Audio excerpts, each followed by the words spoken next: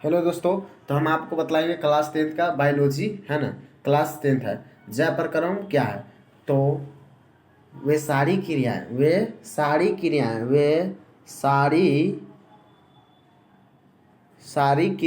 सारी क्रियाएं जिनके द्वारा जीवों को दोस्तों अनुरक्षण होता है, जय प्रक्रम। जैसे कि यहाँ पर लिख दिए हुए हैं, आज समझ में आ जाएगा कि जय प्रक्रम क्या है। इसके बाद समझते हैं हम कि पोषण क्या है। तो यहाँ पर लिखे हुए हैं हम, पोषक तत्वों को ग्रहण कर उनका उपयोग करना क्या कहलाता है? पोषण कहलाता है। पोषक तत्वों को ग्रहण कर उनका उपयोग करना ही पोषण कहलाता है। जय प्रक्रम किसे कहेंगे? वे सारी क्रिया जिनके द्वारा जीवों का अनुरक्षण होता है, जय प्रक्रम कहलाता है। इस पर से समझना कि पोषण, तो पोषक तत्वों को ग्रहण कर उनका उपयोग करना ही क्या कहलाता है दोस्तों? पोषण कहलाता है। क्या कहलाता है? पोषण। नेक्स्ट की तरफ बढ़ते हैं, क्या है आगे सो देखते हैं। पोषण के टाइप है, पोषण के टाइप। तो पोषण तो समझ गए।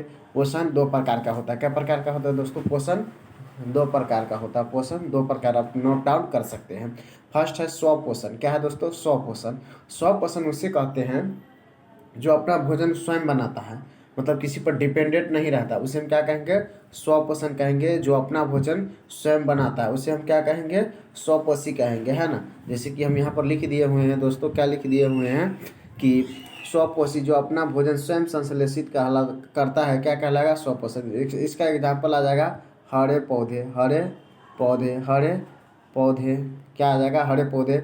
इसके बाद समझते हैं कि पोषण आती, स्वपोषण समझ गए। दूसरा क्या है? परपोषण। पोषण को दो भागों में बांटा गया है, स्वपोषण, परपोषण। स्वपोषण, परपोषण। समझते हैं कि परपोषण किसे कहते हैं? तो जो दूसरे जीव पर क्या है? आश्रित रहता है, जैसे हम सब हो गए, है ना। कि परपोषण उसे कहेंगे जो दूसरे अपना भोजन स्वयं संश्लेषित ना कर किसी दूसरे जीव पर निर्भर रहता है, उसे हम क्या कहते हैं दोस्तों? उसे हम क्या कहते हैं? परपोषण कहते हैं। फिर परपोषण को कितने भागों में बांटा गया है? 3 भागों में। पोषण को 2, फिर स्वपोषण पढ़ लिए, परपोषण को 3 भागों में बांटा गया। कितने भागों में? 3 भागों में बांटा गया है। तो समझते हैं किसे कहते हैं। अब 3 भाग कौन कौन सा है? मृत जीवी पोषण। क्या यहाँ पर लिखा हुआ है? मृत जीवी पोषण। क्या है? मृत जीवी पोषण। तब किसे कहते हैं मृत जीवी पोषण? यह समझना अति इम्पोर्टेंट है। तो हम आइए इसको डिटेल में बतलाते हैं कि मृत जीवी पोषण किसे कहते हैं? मृत जंतुओं से भोजन ग्रहण करना ही क्या कहलाता है दोस्तों? मृत जीवी कहलाता है। एकदम कीवर्ड लिखिए, एकदम अच्छा, मतलब कि आप इतना याद कीजिएगा तो आपका काम चल जाएगा। तो किसे कहते हैं मृत जीवी पोषण? जो मरे हुए, जैसे आप क्या है? गोबर है ना। तो गोबर क्या मरा हुआ, ऊपर गोबर छत्ता जन्म ले लेगा और वो उससे भोजन अपना ग्रहण करेगा तो क्या कहलाएगा? मृत जीवी पोषण कहलाएगा। जैसे गोबर हो गया, गोबर को गोबर छत्ता जन्म जाता है और वो मरा हुआ वस्तु से क्या करता है दोस्तों? भोजन प्राप्त करता है। तो क्या कहलाएगा? वह मृत जीवी पोषण कहलाएगा। क्या कहलाएगा? मृत जीवी पोषण कहलाएगा। तो इसका एग्जाम्पल क्या होगा मृत जीवी का? कवक और बैक्टीरिया। याद रखना क्या है? कवक और बैक्टीरिया। नेक्स्ट क्वेश्चन की तरफ बढ़ते हैं। यहाँ कह सकते हैं गोबर छत्ता भी। अब यहाँ पर समझना है परजीवी पोषण। पहला पढ़ लिए मृत जीवी जो मारे हुए जंतुओं से भोजन प्राप्त करेगा, मृत जीवी कहलाएगा। परजीवी पोषण यानी कि कह सकते हैं दूसरे प्राणी के संपर्क में स्थायी या अस्थायी रूप से रहकर उससे भोजन प्राप्त करना ही क्या कहलाता है? परजीवी पोषण। जैसे मच्छर हो गया, कोरोना वायरस हो गया, वो हमारे मच्छर स्थायी या अस्थायी रूप से हमारे शरीर में क्या करता है?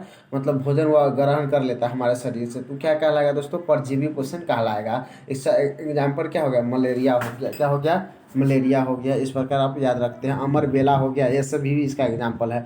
इस पर से समझते हैं प्राणी संपोषण विधि। देखिए, ठोस या तरल के रूप में जंतु जैसे भोजन ग्रहण करता है, उस विधि से भोजन जो ग्रहण करता है उसे क्या कहते हैं दोस्तों? उसे हम कहते हैं प्राणी संपोषण विधि। इसका एग्जाम्पल हो जाएगा अमीबा, मेढक, मनुष्य। क्लियर। सबसे पहले हम पढ़े कि जय प्रक्रम, वे सारी क्रिया जिनके द्वारा जीवों का अनुरक्षण होता है, जय प्रक्रम कहलाता है। पोषण, पोषक तत्वों को ग्रहण कर उसका उपयोग करना ही पोषण कहलाता है। पोषण को 2 भागों में, स्वपोषण, परपोषण। स्वपोषण जो अपना भोजन स्वयं संश्लेषित करता है, परपोषण जो दूसरे जीवों पर निर्भर रहता है, परपोषण कहलाएगा। परपोषण को 3 भागों में बांटा गया है। मृत जीवी मरे हुए जीवों से भोजन ग्रहण करेगा, मृत जीवी कहलाएगा। कवक बैक्टीरिया हो गया। परजीवी पोषण जो दूसरे जीवों के शरीर में स्थायी या अस्थायी रूप से रहकर उससे भोजन ग्रहण करना ही क्या कहलाएगा? मृत जीवी पोषण कहलाएगा। एग्जाम्पल मलेरिया हो गया। प्राणी संपोषण, भोजन तरल या ठोस के रूप में जैसे जंतु भोजन ग्रहण करता है वैसे करेगा तो क्या कहलाएगा? प्राणी, मतलब प्राणी आ गया। प्राणी संपोषी भोजन कहलाएगा। तो ये पोषण का पार्ट क्लियर हो गया। आप समझते हैं जीवों में पोषण की विधि। जीवों में पोषण के विधि क्या समझना है दोस्तों? जीवों में पोषण के विधि। तो देखिए जो एक कोशिकीय होता है ना, जैसे अमीबा होगा, पैरामेसियम हो गया, ये सब क्या एक कोशिकीय।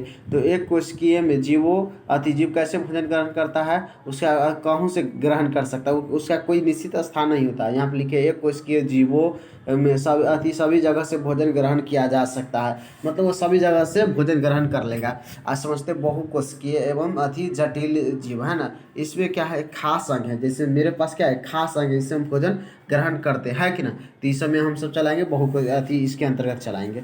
नेक्स्ट आप बढ़ते हैं। इस समझ में आ गया जीवों में एक कोशिकीय बहुकोशिकीय। आप समझते हैं प्रकाश संश्लेषण क्या है, व्हाट इज द प्रकाश संश्लेषण। जिस प्रक्रिया के द्वारा पौधे अपना भोजन तैयार करते हैं और उस मूलभूत प्रक्रिया को प्रकाश संश्लेषण कहते हैं दोस्तों। जिस प्रक्रिया के द्वारा जिस प्रक्रिया के द्वारा पौधे अपना भोजन क्या करता है, तैयार करता है, उस मूलभूत प्रक्रिया को क्या कहते हैं, प्रकाश संश्लेषण कहते हैं। प्रकाश संश्लेषण, इसका सूत्र बहुत इंपॉर्टेंट है। 6CO2 + 12H2O Surya Prakash chlorophyll की उपस्थिति में C6H12O6 + 6O2 + C यहाँ पे याद रखना है CH2O। ये सिंपली आपको याद रखना है प्रकाश संश्लेषण के लिए फॉर्मूला। प्रकाश संश्लेषण के लिए आवश्यकता पदार्थ कितना होता है, 4 होता है। कौन कौन सा है, तो पर्णहरित या क्लोरोफिल बोलिए। पहला में पर्णहरित या क्लोरोफिल, दूसरा में कार्बन डाइऑक्साइड यानी कि CO2 क्या बोलेंगे दोस्तों, CO2, फिर H2O, ये सब क्या हो जाएगा, ये सब प्रकाश संश्लेषण के लिए है। और लास्ट में सूर्य प्रकाश। यहाँ तक समझ में आएगा। एगो नोट में लिख दिए है कि यकृत यह शरीर की सबसे बड़ी ग्रंथि है। यकृत दोस्तों शरीर के क्या है, सबसे बड़ी ग्रंथि। यकृत जो है हमारे शरीर के सबसे बड़ी ग्रंथि है। तो यहाँ पर याद रखना है आपको, यकृत हमारे शरीर के सबसे बड़ी ग्रंथि है। समझते हैं अब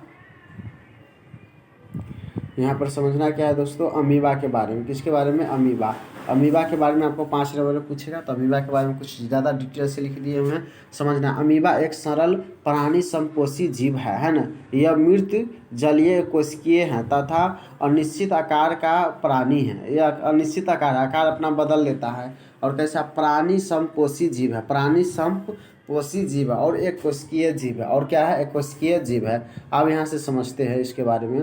और इसके आकार कुटपादों के बनने और बिगड़ने के कारण क्या होता है दोस्तों, बदलता है। यहाँ पर याद रखना है।